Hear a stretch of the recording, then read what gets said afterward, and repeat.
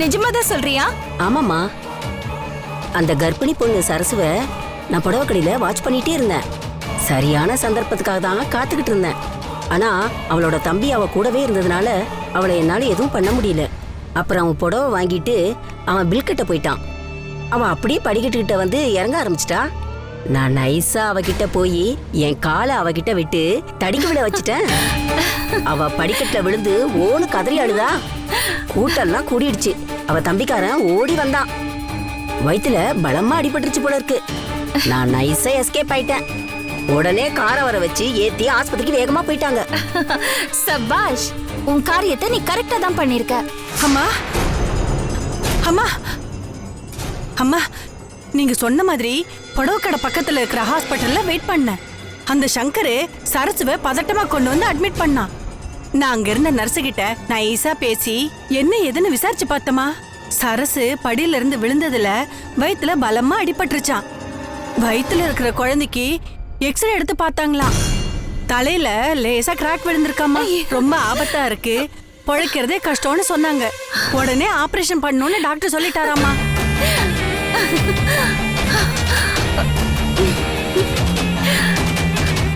நிஜமாவா சொல்ற? நம்ம பிளான் ஒர்க் அவுட் ஆயிடுச்சா? ஆமாம்மா, சரசு குழந்தைய ஆபரேஷன் பண்ணி எடுத்தாகணும்னு டாக்டர் சொல்லிட்டாராமா. ஆனா இன்னைக்கு இல்லையா? எப்போ? எல்லாரையும் வளகாப்புக்கு கூப்பிட்டு இருக்காங்களா. இனிமே அதை கேன்சல் பண்ணா எல்லாரும் என்ன ஏதுன்னு கேட்பாங்க, அசிங்கமா போயிடும்.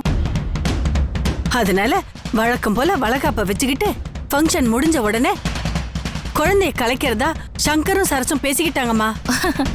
ஓ, சாக போற குழந்தைக்கு வளகாப்பு பண்ணி வழி அனுப்பி வைக்க போறாங்களா? Very good. நீ போய் அவங்க மூவ்மெண்ட்டை வாட்ச் பண்ணு. அப்பப்போ எனக்கு தகவல் கொடு. சரிம்மா. அம்மா, எத்தனையோ கெட்ட காரியம் பண்ணிருக்கேன். யார் யார் வாழ்க்கையிலயும் மண்ணள்ளி போட்டிருக்கேன். எத்தனையோ குடும்பத்துக்கு குண்டு வச்சிருக்கேன். ஆனா என்னன்னு தெரியல, இந்த சரஸ் மேட்டர் மட்டும் என் மனசுக்கு கொஞ்சம் வருத்தமா இருக்குமா. ஏய், உன் வேலையை பாரு. எல்லாம் எனக்கு தெரியும். போ.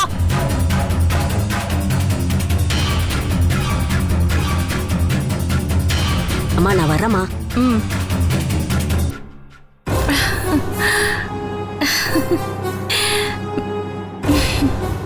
கவிதா, அந்த ஏட்டு லேடி சொல்றது கரெக்ட் தான். நீ ஏன் அந்த காரியத்தை பண்ண? எனக்கு இது சுத்தமா பிடிக்கல. என்ன பேசுற நீ? சங்கர் செஞ்சதெல்லாம் மறந்து போச்சா?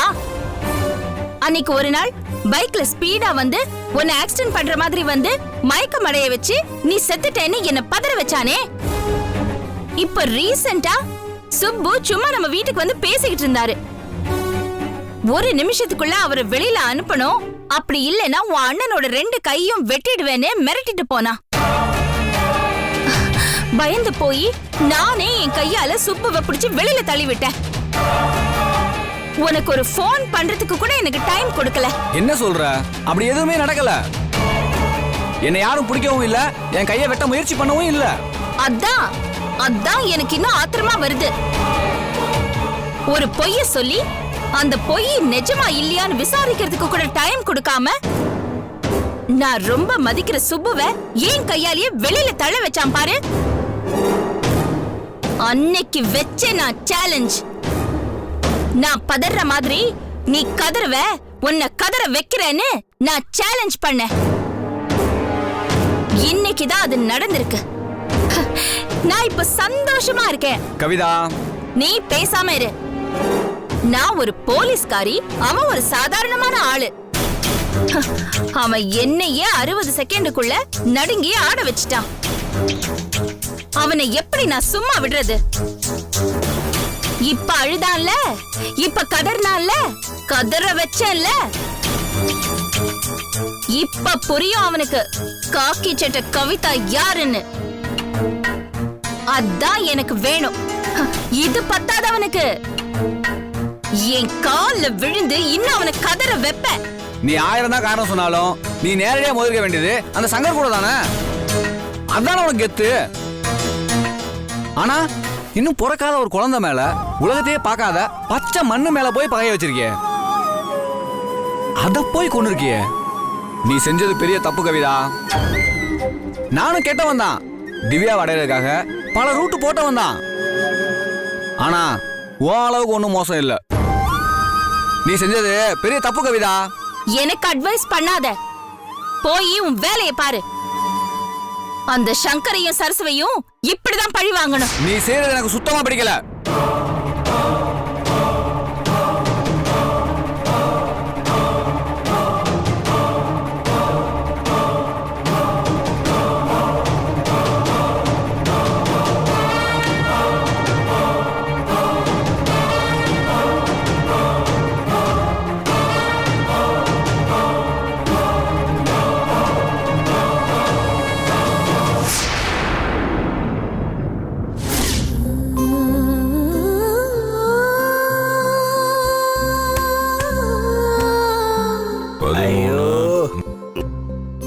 அண்ணே இருங்க தம் போட்டு வந்துடுறேன். டேய் இருடா.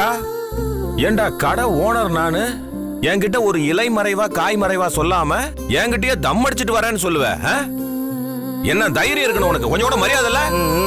4ஆம் கிளாஸ் 10 தடவை ஃபெயில் ஆனவங்களுக்கு இந்த மரியாதை போதும். நீங்க இருந்து ஒழுங்கா வேலையை பாருங்க. நான் தம் போட்டு வரேன். டேய் தம் அடிக்காதடா, சொன்னா கேளுடா. டேய் தம் அடிக்கிறது உடல் நலத்துக்கு ரொம்ப தீங்கானதுடா.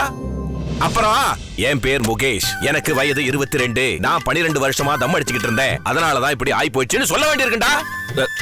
உனக்கு என்ன மூட்டை தூக்கணும் அவ்வளவுதானே? இரு நான் ஐயோ ஐயோ மாப்ள மாப்பு இரு இரு இரு இரு. ஏன் இப்படி பதற? நீ கத்துற கத்த கேட்டா வர கஸ்டமர்ல ஓடிடாம போடுங்க. இல்லடா மாப்ள, நீ இத பார், மூட்டை தூக்குனா உன் உடம்பு தாங்காது.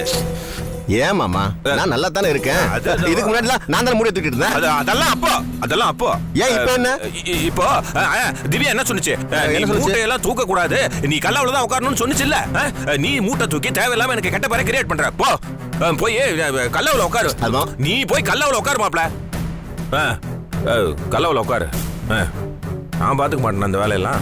என்னாச்சு இவருக்கு? இங்கதான் நிறுத்துங்க.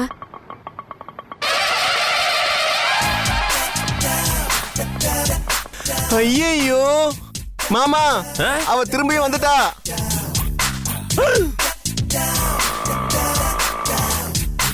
ஹாய் ராஜ், எப்படி இருக்கீங்க? ஹாய் வால், எப்படி இருக்கீங்க? நல்லா இருக்கேன். என்ன ஞாபகம் இருக்கா? நான் தான் ஜோதி, ராஜாவை கல்யாணம் பண்ணிக்க போறவ.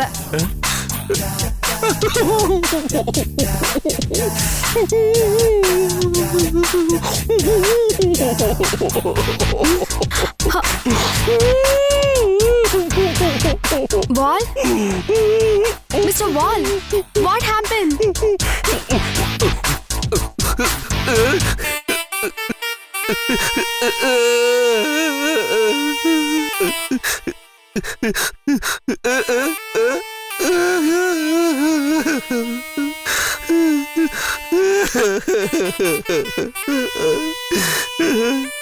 ராஜ், இவருக்கு என்ன ஆச்சு? என்னென்னமோ மோனோ ஆக்டிங்லாம் பண்றாரு. அவர் ஏதோ சொல்ல வராரு போல.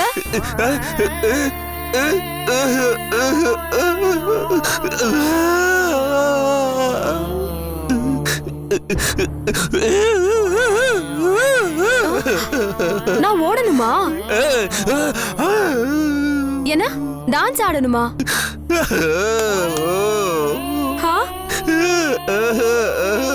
தாலி?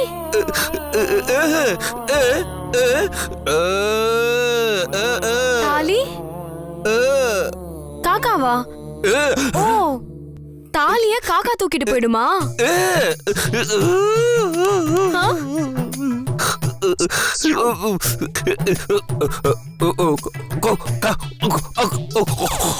என்ன அரிசியா? இல்லையா? ரவை, கோதுமை, அரிசி தானா? வாயில போட்டு. ஓ, வாய்க்கு அரிசியா?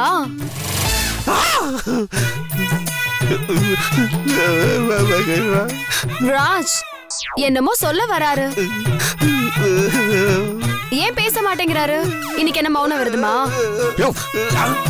ஏன் என் உசுறு எடுக்கிற? நல்லா தானே பேசிக்கிட்டு இருந்த. என்னதான் சொல்ல வரேன்னு வாயத்தோன்னு சொல்ல வேண்டியதானே?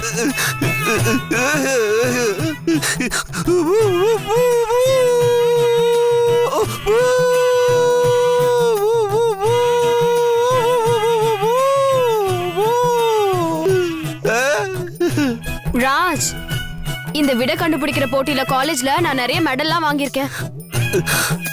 ஆனா அங்க என்ன அடிச்சுக்க யாருமே இல்ல. ஆனா இவர் எனக்கே தண்ணி காட்டுறாரு. இவர் சொல்ற எல்லா வார்த்தையும் கஷ்டமான வார்த்தைகளா இருக்கு. ஒண்ணுமே என்னால கண்டுபிடிக்கவே முடியல. ஆனா ஒன்னே ஒண்ணு மட்டும் கடைசியா புரிஞ்சுது. யாருக்கோ சங்கூத போறாங்கன்னு சொல்றாரு. அம்மா தாயே, இந்த ஆளுக்கு ஒரு வாரமா மூளை சரியில்லை. அக்னிவேல்ல போய் அப்படியே நின்ட்டாரு போல இருக்கு. மூளை உருகுனது இன்னும் கெட்டி ஆகல. அந்த ஆளை விடு, நீ வந்த விஷயத்த சொல்லு. நீங்க நல்லா இருக்கீங்களா ராஜ்? என் திவ்யா திரும்ப வந்துட்டா. எங்க டைவர்ஸ்லாம் கேன்சல் ஆக போகுது. நாங்க 2 பேரும் சந்தோஷமா மனசு நிம்மதியா இருக்கோம். நீங்க ஆசைப்பட்ட மாதிரியே அவங்க நடந்துப்பாங்களே. ஆமா, உண்மையான காதல் என்னைக்கும் ஜெயிக்கும்மா. என் திவ்யா திருந்திட்டா. லிஸ்ட் போட்டு ஏன் ஒவ்வொரு ஆசையையும் பார்த்து பார்த்து நிறைவேற்றுறானா பார்த்துக்கோ. ஏன் இதுக்கெல்லாம் கொடுத்து வச்சிருக்கணும். என்ன நீ லிஸ்ட் வச்சிருக்கியா?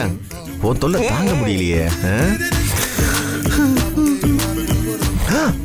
பலாப்பழம், இலந்த பழம், பக்கோடா, பட்டை சாராயம். உன்னை அப்புறம் கவனிச்சுக்கிறேன். தொண்டி சோறு, கர்ணன் திரைப்படம், காலை 6 மணிக்கு மெரினா பீச், ஜோதியா, பரங்கிமலை, புரசைவாக்கம் மோச்சம், சைதாப்பேட்டை ராஜு, சல்பேட்டா, மீண்டும் தொண்டி சோறா. என்னையா இது?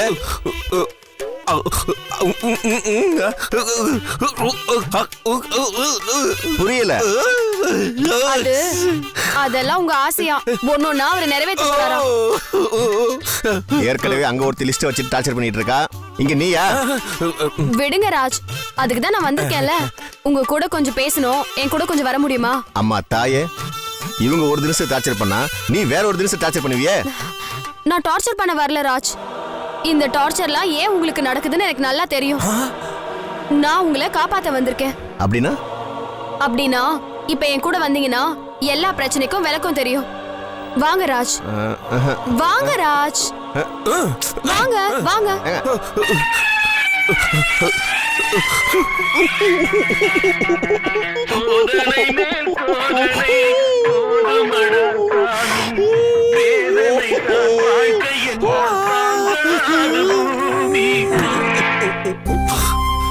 எப்படிமா இருக்கு? நல்லா அழகா இருக்குப்பா. எவ்வளவு நல்ல வேலைப்பாடு பத்தியா? எனக்கு இத பார்த்த உடனே பழைய ஞாபகம் எல்லாம் வந்துருச்சுப்பா. நீ பிறந்தப்ப உங்க அப்பா இப்படித்தான் நல்ல தொட்டிலாம் வாங்கிட்டு வந்தாரு. ஆனா நீ வாங்கிட்டு வந்த மாதிரி அது தேக்கு மரத்துல செஞ்சது இல்ல. ஏதோ நம்ம வசதிக்கு ஏத்த மாதிரி சின்னதா வாங்கிட்டு வந்தாரு. உனக்கு அப்புறம் உன் தம்பிங்க தங்கச்சி எல்லாரும் அந்த தொட்டில தான் படுத்திருந்தாங்க. எனக்கு இப்ப அந்த ஞாபகம் வந்துருச்சுப்பா. ஆமா, இது எங்கப்பா வாங்கின? இது கடையில வாங்கினது இல்லம்மா, ஆர்டர் கொடுத்து செஞ்சது. பாத்தீங்களா, 3 பேர் சேர்ந்து தூக்கிட்டு வந்தாங்க. ஆமா ஆமா ஆமா. இத வாங்கதாம ஆபீஸ் போறேன்னு சொல்லி போய் வாங்கிட்டு வந்தேன். இவளுக்கு சர்ப்ரைஸ் கொடுக்கலான்னு வாங்கிட்டு வந்து பார்த்தா இவளை காணோம். பாவம், நீங்க வேற கால்ல கஞ்சி ஊத்திட்டு இருக்கீங்க. இத விடுப்பா. அவ வாங்கின புடவை முந்தானையில கிழிஞ்சு போயிருந்தது. அபசகுணம் ஆயிடுச்சுன்னு ஒரே அழுக. போக மாட்டேன்னு தான் சொன்னா. நான் தான் வலுக்கட்டாயமா அனுப்பி வச்சேன். சரி, போனது பரவாயில்லம்மா. எத்தனை தடவை போன் அடிக்கிறேன், ஒரு தடவை கூட எடுத்து பேச முடியாதா? புடவை கடையில பிஸியா இருந்திருப்பாங்கப்பா. நினைச்ச மாதிரி புடவை வாங்கணும்ல.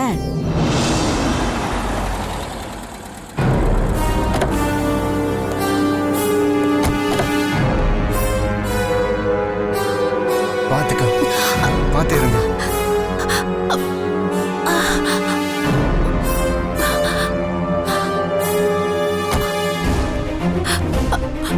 பாத்துக்க. இல்ல, நான் பாத்துக்கிறேன், கவலைப்படாம வா. படி இருக்கு, பாத்து. இல்ல, நான் பாத்துக்கிறேன், கவலைப்படாம வா.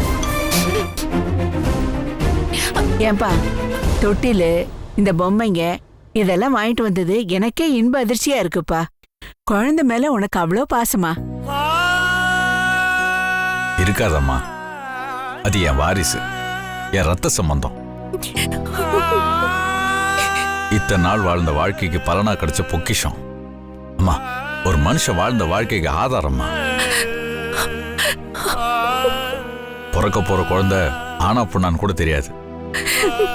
ஆனா பிறக்க போற குழந்தை தாம்மா இனிமே எனக்கு உசுரு.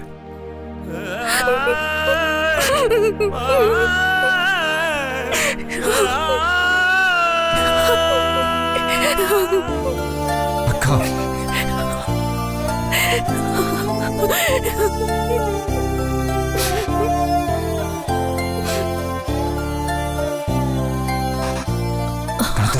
என்ன அங்கேயே நிக்கிறீங்க? உள்ள வாங்க, உங்களை பத்தி தான் நாங்க பேசிட்டு இருக்கிறோம்.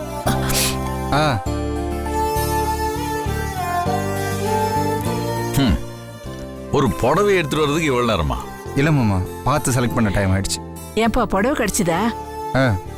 ஒரு வழியா பார்த்து புடவை எடுத்துட்டு வந்துட்டோம். மகாராணிக்கு போன் அட்டன் பண்ண கூட டைம் இல்லையோ? அதை விடுப்பா. சரசு, சுப்பு என்ன பண்ணிருக்கான் தெரியுமா? பிறக்க போற குழந்தை மேல அவ்வளோ பாசம் போல. தேக்குல செஞ்ச தொட்டில் வாங்கி உள்ள வச்சிருக்கான். வெளியில இருந்து ஆர்டர் பண்ணி வாங்கினதுமா?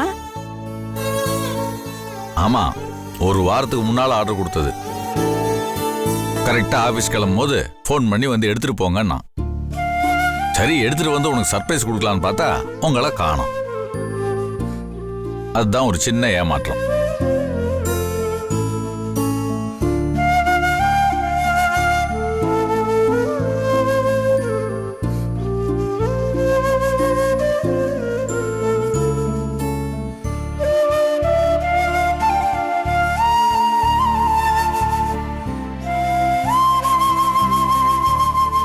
குழந்தை தான் இனிமே எனக்கு உயிர். அந்த குழந்தைய எப்படி வளர்க்க போறோம் பாரு. அவனை டாக்டர் இன்ஜினியர்லாம் கிடையாது, விஞ்ஞானி ஆக்க போறேன். நாசால போய் வேலை பார்க்கணும், புதுசு புதுசா ஏதாவது கண்டுபிடிக்கணும், மக்களுக்கு சேவை செய்யணும். இதுதான் என்னோட ஆசை. சரசு, ஏமா அழற? அக்கா, சரசு, என்னடா?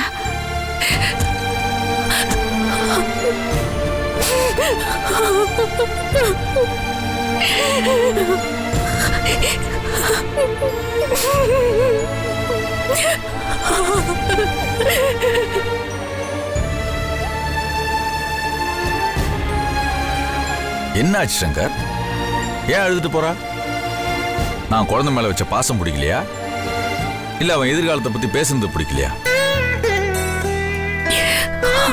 சச்சா, அப்படிலாம் இல்லை மாமா. பிறக்க போற குழந்தை பெரிய சயின்டிஸ்ட் ஆகணும்னு ஆசைப்படுறீங்க. அதுக்கு மேல குழந்தை மேல எப்படி பாசம் வைக்க முடியும்? அப்புறம் ஏன்பா சரசு அழறா? அவ முகம் எல்லாம் அழுது அழுது வீங்கிற மாதிரி தெரியுது. அது ஒண்ணும் இல்ல.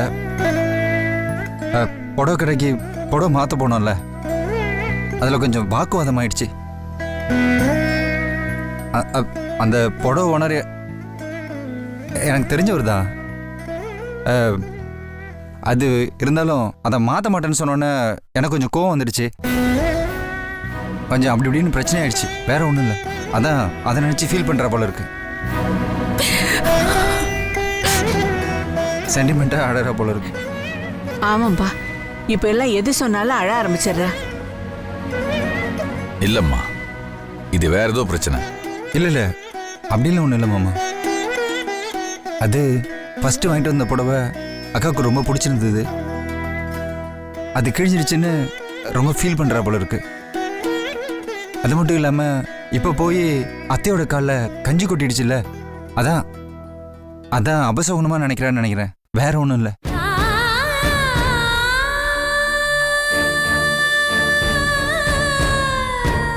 என்ன சங்கர், உனக்கு என்னாச்சு? ஒன்றும் இல்லை மாமா. நம்ம எதிர்பார்த்தது, ஆசைப்பட்டது இதெல்லாம் கை நழுவி போச்சுன்னா நமக்குள்ள ஒரு ஃபீல் வரும்ல, அது மாதிரி தான் எனக்கும் கொஞ்சம் கஷ்டமாக இருக்குது அக்காவை பார்க்கும்போது. வேற ஒன்றும் இல்லை, அதான் நானே கொஞ்சம் அப்செட்டாக இருக்கேன். சாரி மாமா. ஏன்பா, அவ புள்ளதாச்சு பொண்ணு, அவ அப்படிதான் அழுவா. நீ ஏன்பா ஃபீல் பண்ற? சரி வா சாப்பிடலாம். இல்லை எனக்கு பசிக்கல, நீங்கள் 2 பேரும் சாப்பிடுங்க. எதுவாக இருந்தாலும் வளைகாப்பு முடிஞ்சோன்னு பேசிக்கலாம்.